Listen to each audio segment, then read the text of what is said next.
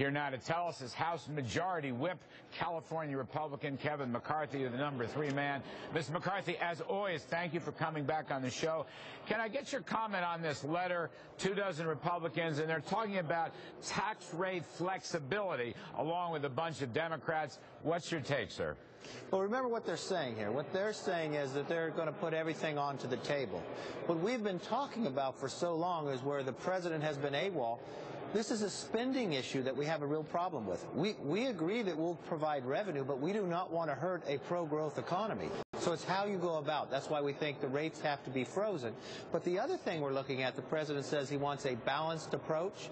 He hasn't talked anything about where are the cuts of spending. And that's what we really want to talk about with the president. Just one more on this so-called bipartisan letter, and it just came out this afternoon, and we don't know all that much about it. But I just want to ask you, is there any hint in the talks between the White House and the House of Representatives, the Republican, any hint that there is flexibility? In other words, instead of going to 39.6, you might go to 37%. There's also talk, instead of raising the capital gains and dividends tax, maybe you leave those two alone and go to 37, 38, 39%. Are those iterations possible? Are they on the table?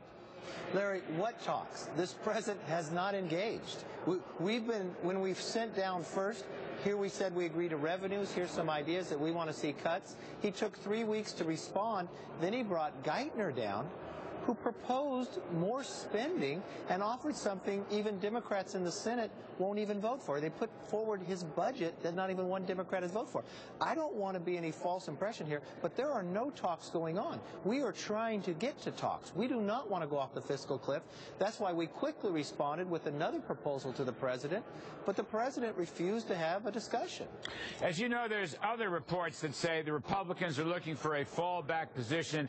If you can't get the caps on deductions for more tax revenues and so forth, then it's going to be tax rates, that the Republicans might just vote present. Some might vote present, some might vote aye, and just let the middle-class tax rates be extended and deal with the upper rates next year. Is that just pure press speculation, or is there anything to it?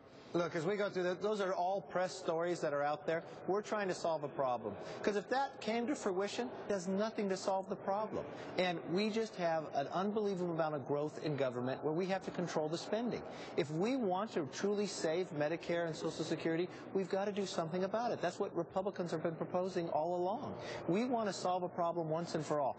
And that's why we haven't waited. It's interesting that we're just now talking about, but back in July, we passed legislation that would freeze the rates, deal with sequestration, make the cuts that needed to take place in spending, so we wouldn't be at this dilemma in December at this time. Now, the president was on the campaign trail then.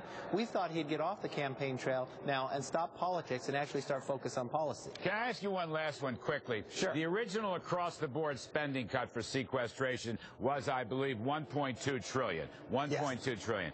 In the Republican proposal, you all seem to have $200 billion as some kind of substitute for the sequester.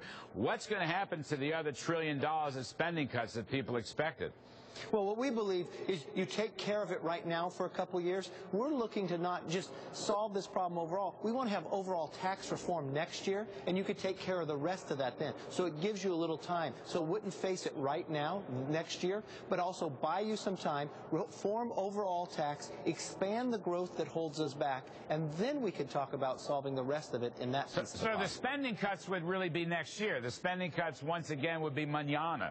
No. We have spending cuts that take place right now, but we also look to, if you take care of sequestration today, it's $60 billion this year, if you're just talking about defense. So we can take care of that now with spending cuts, but we buy out more than 1 year, and then we ask for total tax reform next year that can solve the overall problem then. We don't wait for another day. That time has passed in Washington. That has got us into this problem. We want to stop that and really pretend that we have real growth going forward. All right. Many thanks. House Majority Whip, third-ranking Republican, Mr. Kevin McCarthy. Thank you, sir. Appreciate it very much. Thanks for having me.